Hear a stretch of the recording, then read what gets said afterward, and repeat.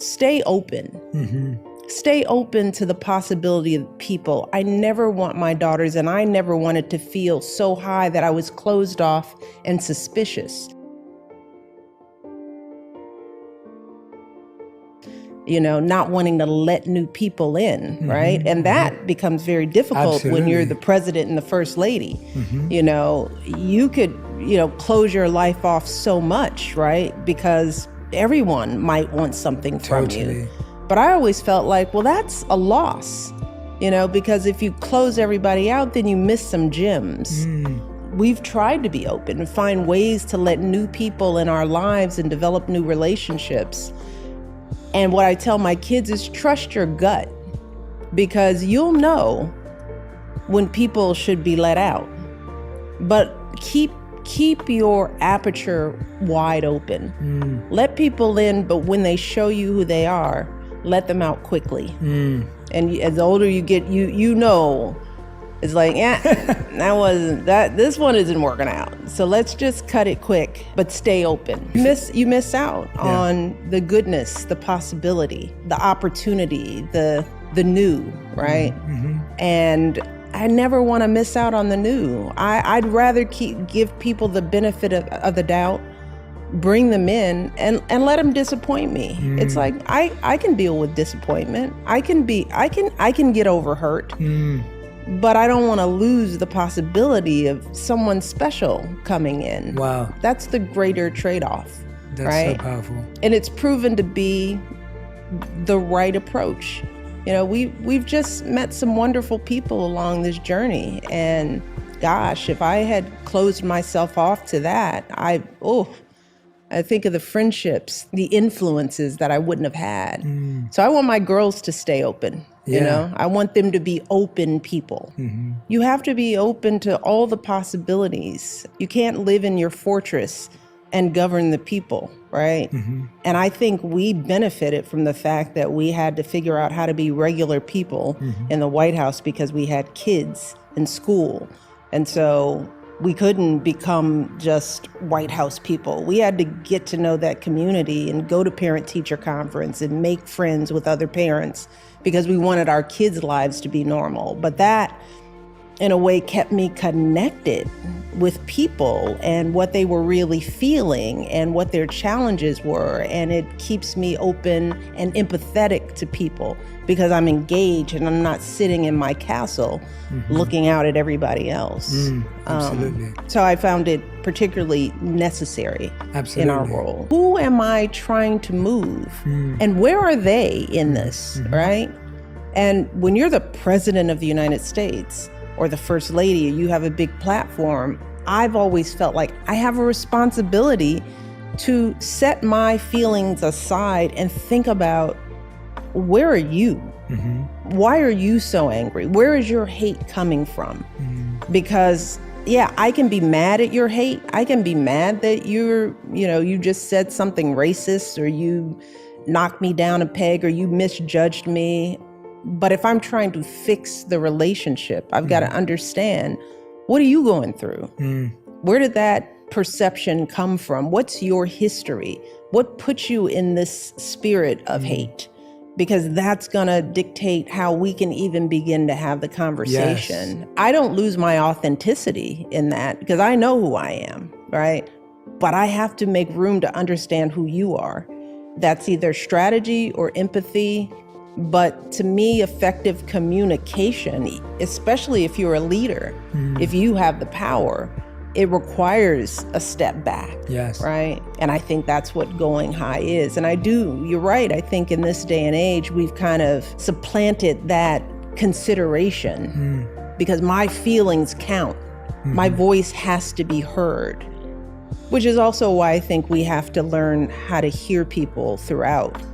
Right? We have to give people a space to be heard outside of the anger. One of the most important practices is deliberately turning that off for a moment or more than a moment. And I encourage that. I think our phones are sort of the regular man's equivalent to what I just described. we're too connected all the time. We're reading too much. We're taking too much in. We are constantly being fed by images, and that's become the norm. And we've been sort of marketed that that's cool. That's what we should want. But our brains are not. We are not that sophisticated a species. Yeah. We have not evolved enough to be able to take in that much information on a constant basis. And our kids certainly are not prepared to handle it. I think that plays a huge role in the higher rates of depression and suicide among young people. They've got to let their brains rest from the noise. Even though, we're all trying to fix everything, everyone needs a break from it, right? Mm-hmm. So I'm very deliberate about knowing that I can't take all that in, and we're getting it in such a sort of misinterpreted way, right? We've got, confirmation bias. We're reading only what we already believe, and I know I have to be very deliberate about understanding that a lot of the information I'm getting isn't even complete. I do filter, and then I develop habits that shut my brain off to thinking, right? I wrote in The Light about knitting, which is a habit that I developed, a hobby that I developed over quarantine. And that's because it makes you so present and so engaged. It shuts your brain down and allows your hands, the motion, to take over.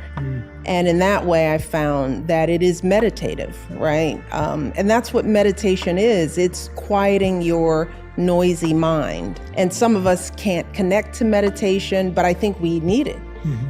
I think biologically, we need to shut that part of ourselves down to get a rest from it. And I find that knitting does it, exercise does it, learning something physical shuts my mind down. I mean, I've taken up tennis, and there's nothing that shuts my mind down than running after a green ball and trying to figure out, move your feet, hit the ball, follow through. It's like, that shuts my mind down. For the hour or 90 minutes that I'm doing that thing, I'm not worrying. I'm breathing, I'm outside, I'm letting the sun hit my face.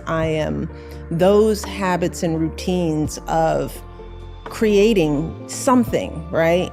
And we do that less and less now. Yeah. It's like everything is all in the mind. It's all technology. But I think we need something where the thing I love about knitting is that at the end of it, I've made something. It's just satisfying in a very different way from problem solving or analysis. Yes. Right? Yes. Building, creating, painting, drawing, fixing, putting something real into the world that came from your own hands. Yes. Something small, That's why I talk about the power of small in the light we carry, because a lot of times our brains are trying to do the big fix.